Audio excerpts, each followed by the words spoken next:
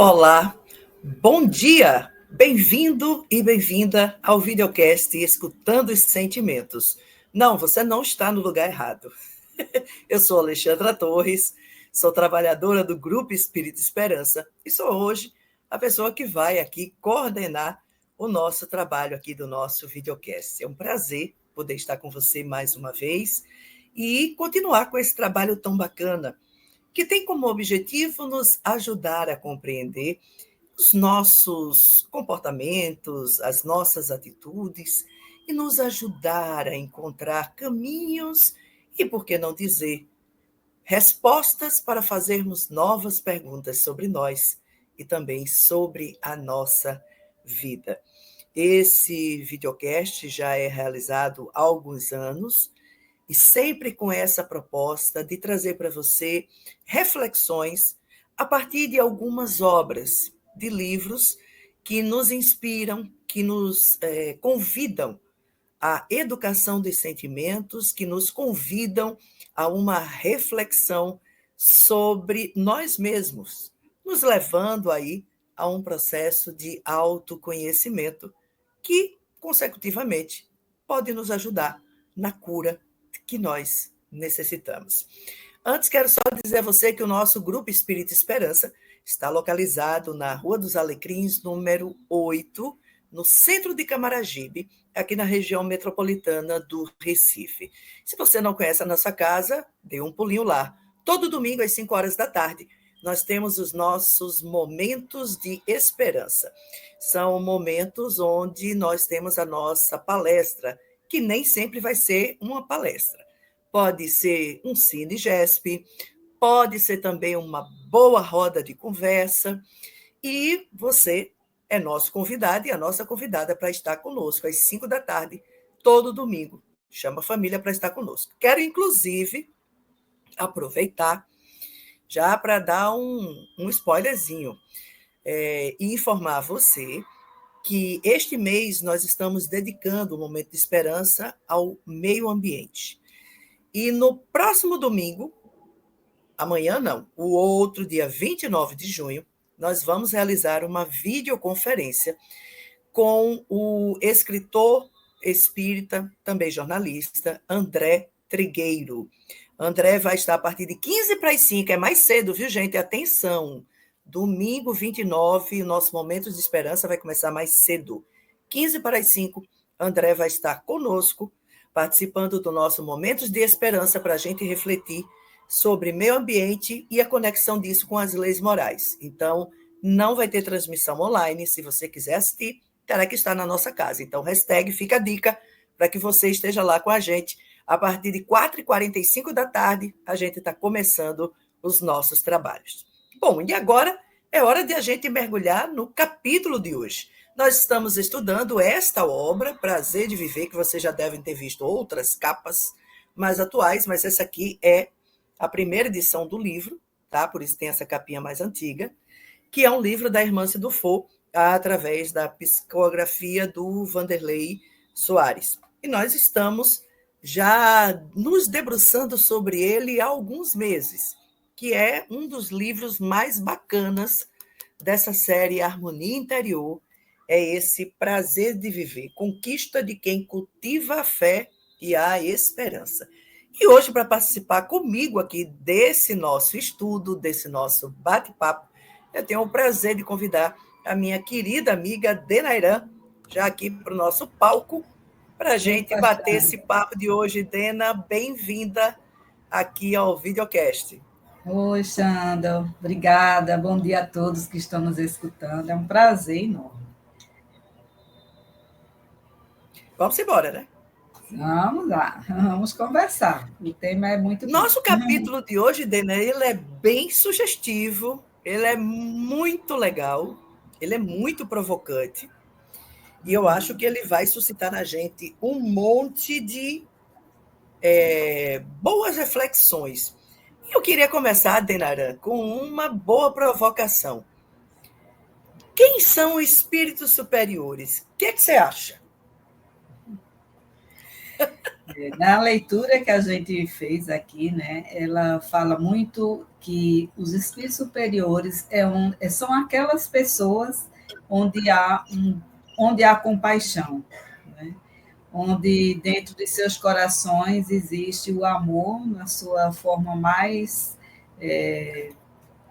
legítima, né? E isso independe do que aquilo que eles foram na Terra, né? Quando encarnados. Então, a compaixão é um habitat natural do coração dessas pessoas, né? E aqui no livro ele vai falando exatamente onde encontrar esse espírito superior, né? É muito legal. Nós estamos no capítulo 15, né? Isso. Aqui do livro, que na verdade é justamente a provocação dele é onde estão os espíritos superiores. Eu comecei com a Onde provocação o de quem trabalho, são. Eu onde o comecei justamente. trabalho exige, né? Essa compaixão, não é?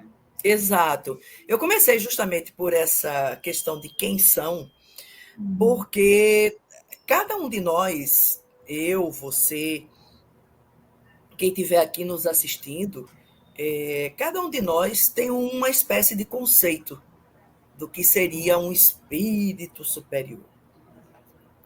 E eu tenho certeza que talvez alguém ache que espírito superior é aquele ser que já é perfeito, né? Maravilhoso, aquele ser que talvez já tenha até asa de tão santo que ele é, de tão perfeito. E eu acho que não é exatamente essa, ou esse, melhor dizendo, o conceito que Hermance traz para a gente nesse capítulo.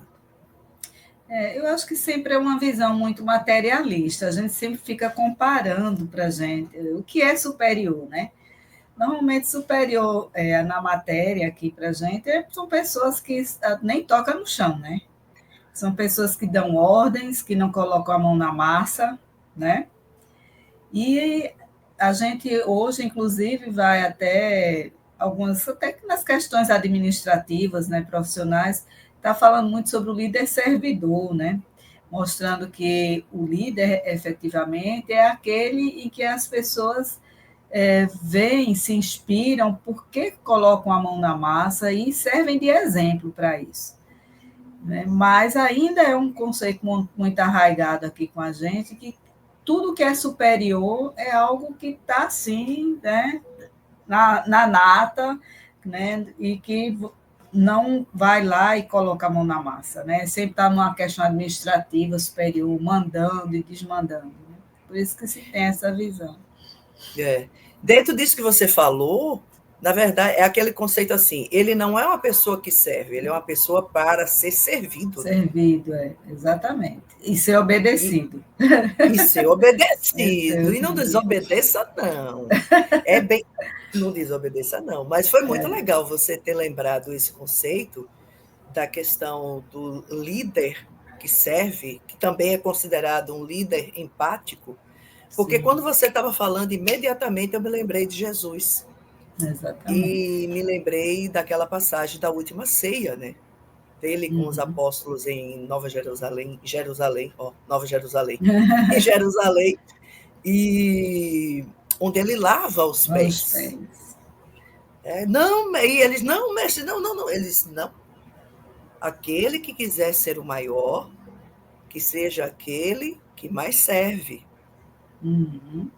Então, isso é uma frase de Jesus que nós não introjetamos.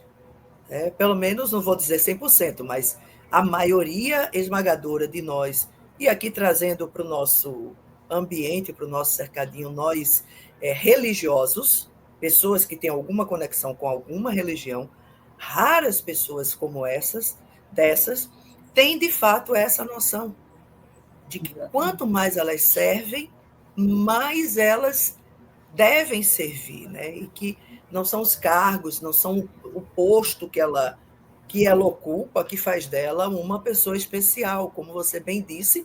Segundo a Hermance, o conceito é quem tem mais compaixão pelo próximo, quem tem mais amor pelo próximo. E aqui agora me veio um negócio, Dena. Por esse conceito, eu tenho a ligeira impressão que muitos de nós, ultimamente, não tá meio longe de ser espírito superior, viu? Vou, bota a distância nisso, distância cósmica. É, Distância cósmica. inclusive, não só nesse livro que a gente estudou, mas em outros também, que falam, né, que quantos santos, né, que aqui na Terra, né, são beatificados, quantas pessoas são beatificadas, e no plano espiritual eles sentem até vergonha de terem esse título, porque aí se verifica quão distante está efetivamente daquilo que se espera dele como uma pessoa santificada, né? Porque são muitos esforços, porque a escala, né, pelo que eu entendo, a nossa escala de progresso, ela é incomensurável. Então a gente vai vencendo etapas. Então assim, de repente você evoluiu, sei lá, na paciência, você evoluiu em algum entendimento, mas tem outras virtudes a serem trabalhadas, né? E nós, moradores terrenos, aqui terráqueos, né? A gente está todos em busca dessa melhoria. Até os melhores que aqui chegam, ainda em mundos superiores, por assim dizer, são ainda pequeninos diante de tantas virtudes que ainda se vai buscar, né, para serem considerados dessa natureza. É porque é naquela história, né? Em terra de cego, quem tem um olho é rei. Isso. Né? Então, assim, o pouco que você sabe menos. Aí alguém que sabe um pouco mais do que você, aí já é denominado mestre. Né? Então, assim, todos nós estamos assim nesse processo e devemos ter humildade, né, para compreender os nossos limites, né, de tudo. Agora, eu acho interessante, Dena, porque isso vai muito dessa nossa relação com o divino.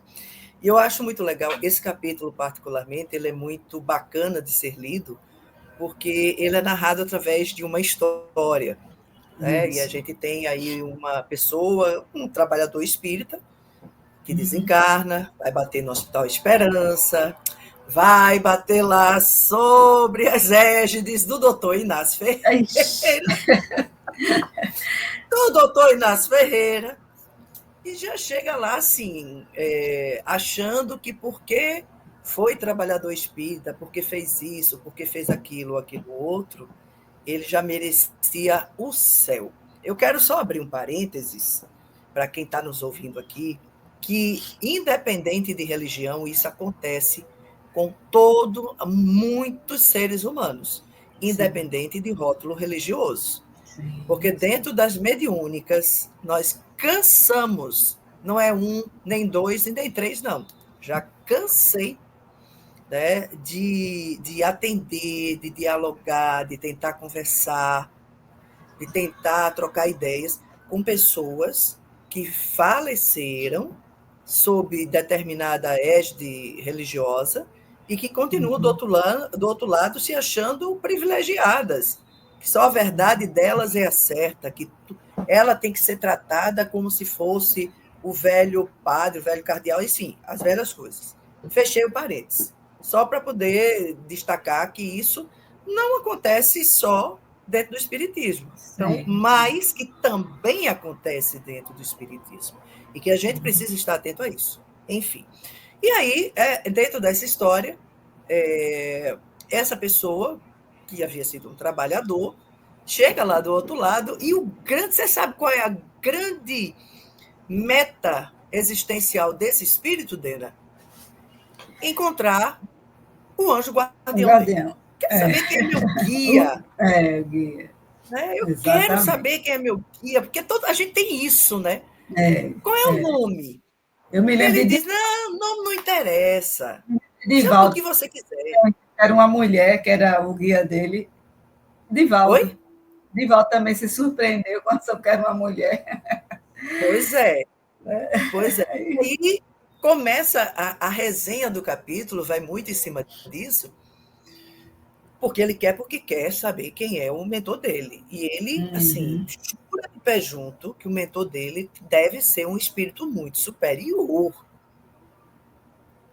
E ele se assusta, ele se decepciona. Eu gosto de dizer que ele se desilude quando Sim. descobre que o guia dele era um espírito que trabalhava também num terreiro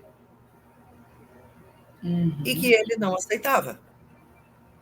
E aí eu acho interessante, começando aqui a entrar em alguns contextos deste capítulo, esse, essa, não tem outro nome, esse racismo que nós temos, também espiritual, de Uhum. achar que um espírito, para ser superior, ele precisa ter pele branca, cabelo louro e muitas vezes ser ou um padre, ou uma freira, ou um espírito, sei lá, de alguma outra denominação, que não seja da pele negra ou até africana.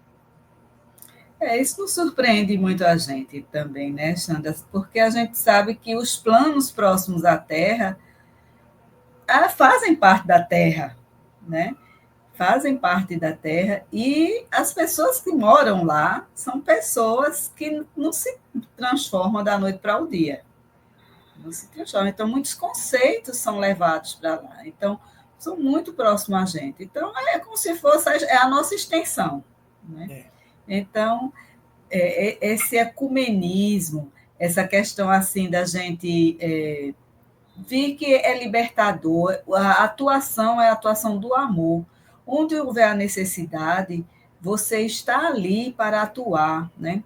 No caso dessa desilusão aí do amigo desencarnado, a gente pode comparar da seguinte forma: aquele médico, acha que tem até aquela uma série aí na TV dos médicos, né, que trabalhavam é, numa emergência e tinham que fazer mil e uma alternativas para substituir equipamentos Sim, quebrados, ou seja, um tipo restauração da vida, né? Alguns sim. hospitais assim.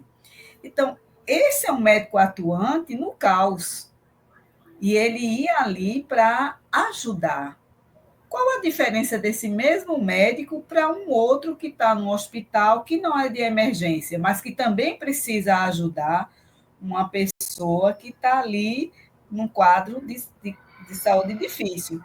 Uhum. Então, esse paralelo que eu estou fazendo é em relação ao espírito superior, que era o tutor dele, que ele atuava tanto nesse ambiente do terreiro, como no centro espírita, porque ele estava ajudando exatamente pessoas que se encontravam em regiões abismais, irmãos com muito comprometimentos morais e que se encontravam naquelas regiões, mas independente de qualquer coisa, são merecedores do mesmo amor, porque neles, mesmo de forma assim muito limitada, mas já surgiu uma fagulha do arrependimento. E essa fagulha vai deixar apagar? De jeito algum. Efeito algum. E então é de lá, é como diz o próprio Cristo, né? Existe mais alegria nos céus por um pecador que se arrepende do que não sei quantos justos. Então, vai perder aquela pessoa ali, vai resgatar ela.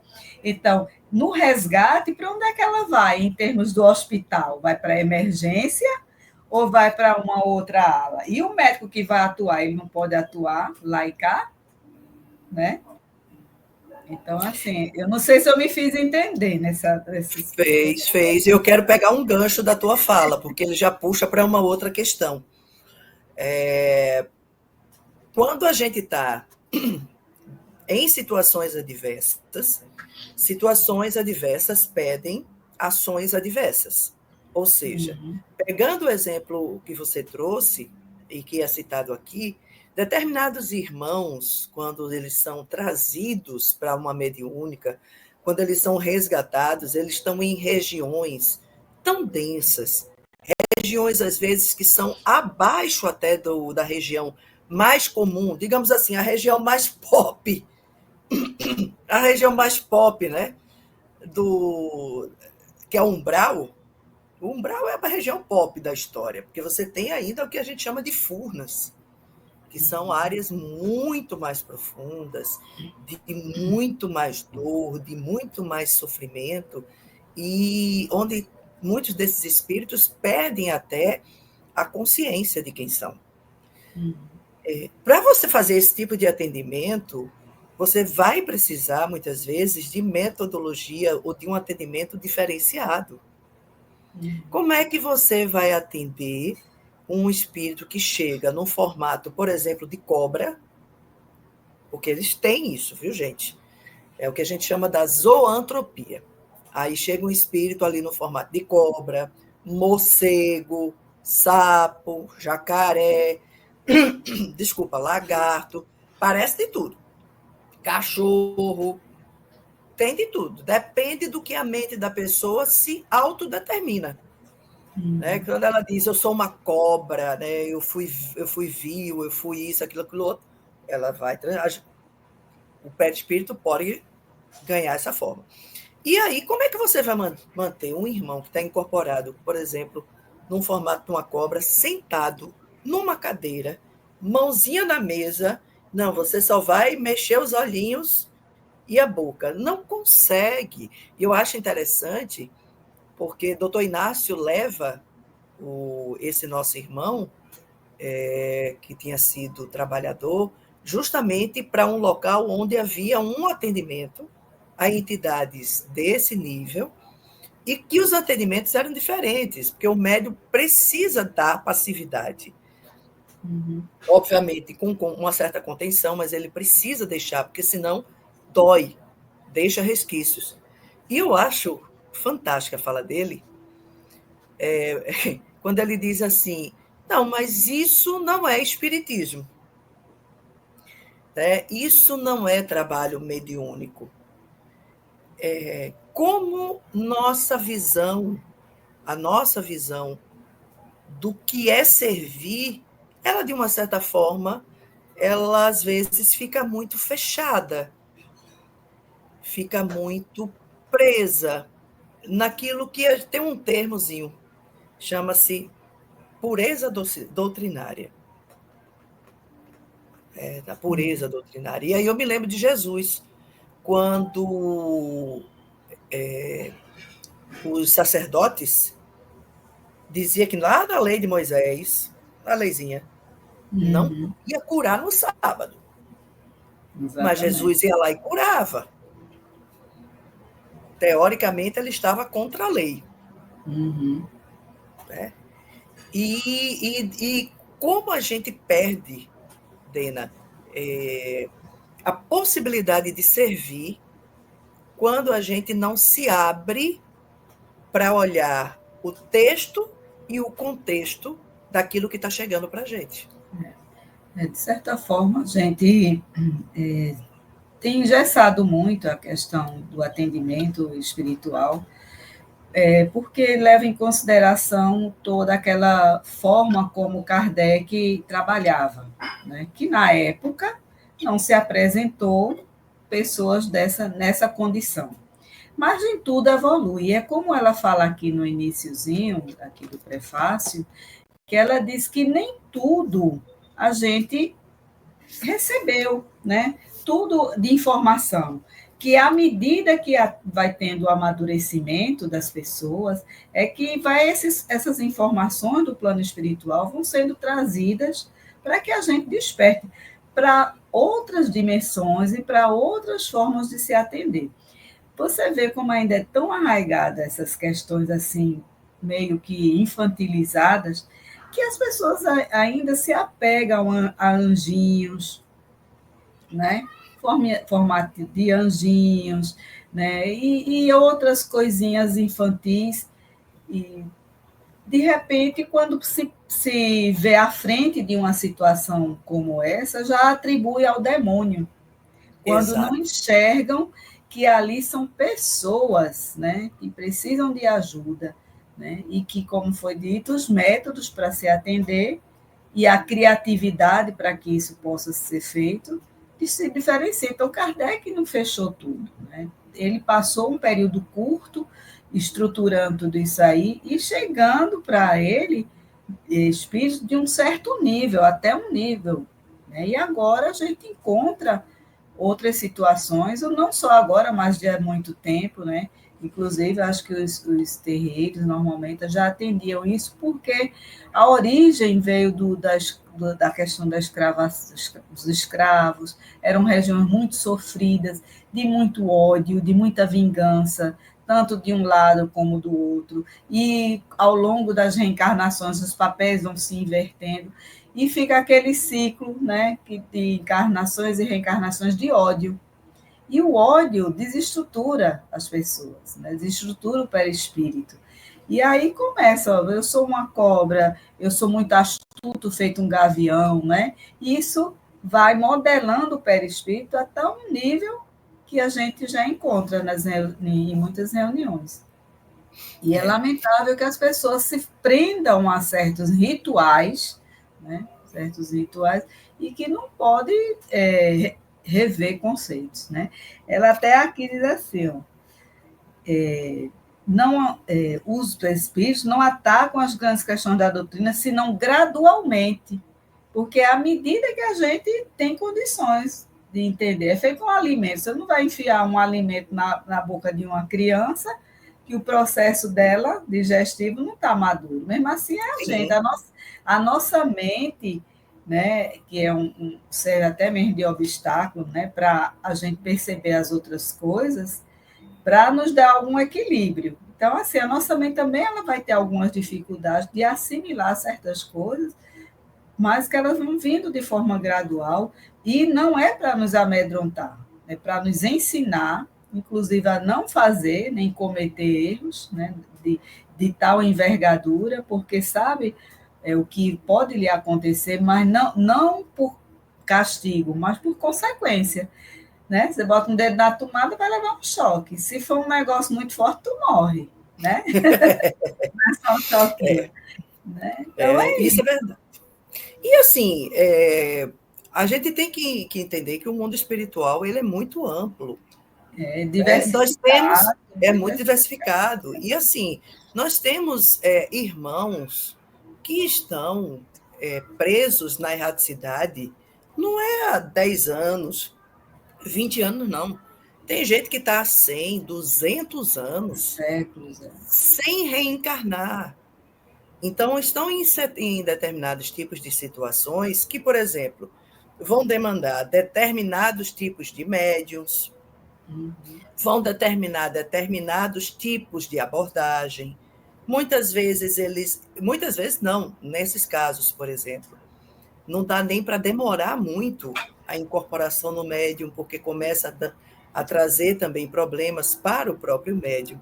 Então, tem um monte de coisas que, assim, que o estudo, e aqui eu lembro que Kardec era um cientista, Kardec era um pesquisador, e ele não montou os livros da codificação espírita, né, as obras que embasam o espiritismo, ele não montou isso na base do achismo. Ele montou isso em cima de pesquisa, observando as comunicações, observando quem mandava e principalmente quem mandava. Porque aqui é uma outra questão. As pessoas têm o conceito de que, porque é espírito, como você falou, ou é bonzinho ou é malzinho. Então, se é bonzinho, então já é espírito superior. Quem lê o Céu e Inferno vai ver que não é bem assim que a banda toca. Né? Você tem uma parte final do Céu e Inferno que são diversos depoimentos de suicidas, de espíritos felizes, sofredores, não sei o quê, papapá. Onde a gente vê que a gente continua do outro lado sendo exatamente quem a gente era aqui. Mas nós temos essa questão, e aqui eu queria dar só um toque rápido nisso, que é o endeusamento. Esse nosso irmão, por exemplo, aqui do capítulo, ele, de uma certa forma, endeusava o seu anjo guardião, de uma certa forma. Ele tinha uma noção assim do que é muito dentro de uma caixa do que era certo e do que era errado. Ele não tinha uma mente de aprendiz, ou seja, aquela mente que está sempre aberta a aprender o novo, a enxergar outras possibilidades, e como isso é danoso, não apenas para o nosso trabalho aqui, enquanto servidores de Jesus e praticamente espíritas, mas também como isso dá trabalho para a gente lá do outro lado. Porque ele terminou chegando lá do outro lado, esperando um céu que não existia, esperando que pessoas, tipo assim, por exemplo,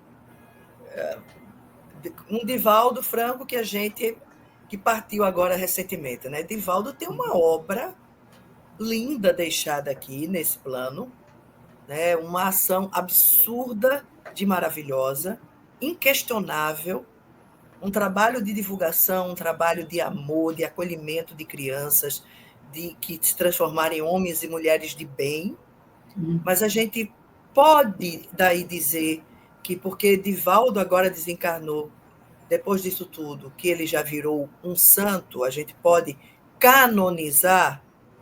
Certamente que não. Ele talvez ainda tenha os desafios dele, né? Com certeza, com certeza. É como a gente falou, né? A gente, habitante desse planeta, a exceto do Cristo, né? Todos nós vivemos uma luta bem intensa conosco mesmo. Eu acho que, inclusive, até quem percebe mais isso, como um Divaldo, como um Chico, como a irmã Dulce, é que vê o quanto precisa ainda crescer, porque né, o que eu sei ainda é pouco, né? E no caso do personagem aqui, ele também era uma pessoa muito crítica, e pelo conhecimento dele, as pessoas não tinham um certo temor de contradizê-lo, né? De questioná-lo, né? E também é bom lembrar que muitas das sessões espíritas, elas são verdadeiros laboratórios de amor, né? Então, se essas questões estão sendo trazidas para um determinado ambiente espírita, para algumas sessões, e que está a presença desses irmãos nessa condição, é um verdadeiro laboratório, inclusive até para trocar ideias com outros centros que estejam também passando a recepcionar esses irmãos. E não ficar pensando que estão todos sob a égide de alguma obsessão, né? Porque podem até pensar que estão tudo obsediados recebendo esses irmãos. Então, é muito importante que não se perder o senso do estudo, né? De haver essa troca e não criar muralhas e impedir de se desaprender e reaprender. Isso é a questão muito importante que eu vejo aqui do livro. Você falou de estudo, e aqui para a gente ir encaminhando, Dr. Inácio tem uma hora que ele fala sobre cérebro congestionado. Uhum. Ou seja, aquele irmão, ele lia tanto, ele tinha tanta informação aqui, mas a informação não chegava ao coração. E para você fazer um trabalho em nome do Cristo, óbvio que a gente precisa ter conhecimento, óbvio, e a doutrina espírita, ela tem esse diferencial, porque ela nos convida o tempo todo para a gente estar se instruindo, aprendendo, investigando. Se Quanto mais a gente conhecer e se conhecer, se né? conhecendo, principalmente, mas não Como, é só o estudo de fora, né? É por exatamente o que exemplo, você disse agora, o estudo de dentro. como é que você vai falar? Eu estava outro dia refletindo sobre isso. Como é que você vai falar com um irmão que chega com uma raiva, com uma dor, querendo a vingança, né? E você vai falar de perdão. Se você, em dados momentos da sua vida, você passou por uma experiência que você precisava trabalhar esse perdão e você não conseguiu, não é? Exatamente. Aí Então, você assim, chega, irmãozinha, você tem que perdoar. entendeu? Então, você tem que ter muita humildade, né? De dizer assim, olha, eu passei por uma experiência e consegui vencer, e perdoei, e passar a conversar com ele de um igual para um igual. Ou então, assim, olha, eu entendo você realmente. Eu também já vi situações que eu não consegui perdoar, mas vamos tentar juntos fazer aqui uma prece, vamos tentar pedir ajuda. Já que a gente, quando está com problema, pede ajuda a um psicólogo, a terceiros, então vamos pedir ajuda a terceiros aqui do plano espiritual, que possam interceder aqui junto com a gente, mas não você pegar, tecer um sermão, né? Tirar tudo bem arrumadinho lá, que Jesus falou, perdoar 70 vezes, 70 vezes, né? E, e impor a pessoa aquela situação. Então, interessante que isso são meus pensamentos, certo? E eu fico dizendo, meu Deus, a gente todo dia é colocado em situações de diversidade para que o aprendizado fique na gente, para que quando chegar uma situação em que a gente precise exemplificar e dar a mão, você ter essa expertise porque você vivenciou isso, né?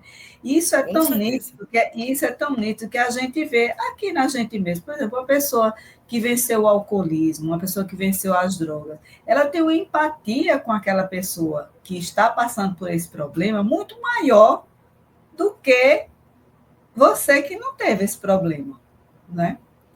Então, assim, é como Total. diz o próprio Cristo, do mal saiu, até o do mal saiu bem, né? Porque de ambientes dessa natureza, de tanta dor e tanto sofrimento, uma pessoa dessa resgatada, reabilitada, mostrar que ela é gente novamente, que vai conseguir caminhar, mas na frente essa pessoa vai ser um auxiliar e vai ser um anjo, né? Um anjo, um tutor de uma pessoa que está numa vida passando por aquela situação. Então, no caso mesmo dele, desse irmão aqui, ele tinha uma pessoa que era mais humilde, né, de uma compaixão enorme, humilde que eu falo no sentido de compreender, né, Sim. de uma compaixão enorme para tentar fazer com que ele colocasse a mão na massa, né, sem tanta crítica, de verificar o mundo com um olhar curioso, sem atirar tanta pedra, né? E ele, no livro, foi encontrar o guia dele nas furnas, né, trabalhando. Ele, até no livro, vem dizendo assim, quando é que ele vem, eu vou ver, ele vem me ver, uma coisa assim, né? Aí, não, ele não vê, é você que vai lá e vê o trabalho dele. Exatamente. Porque ele estava o quê? Servindo. Porque ele achava que ele ia encontrar ele num gabinete, né, num lugar assim diferente, né? Porque como ele era uma pessoa na encarnação muito intelectual, atuava no centro e tudo mais como direito, na área de direção e tal, achava que o guia dele também era o top das estrelas numa área acadêmica, ia encontrar ele numa biblioteca, um negócio bem, né? Mas não, foi lá na ele estava no gabinete de Jesus, servindo. Exatamente. Pena, muito, muito, muito bom esse papo. Eu ficava aqui mais tempo, mas nossa hora já chegou. E um beijo para você. Valeu aí pelo bate-papo de hoje. Joia. Abração, Xanda. Abraço em todos. Abraço a você e a gente se encontra no próximo final de semana em mais um videocast Escutando os Sentimentos. Se Deus quiser. Tchau, tchau.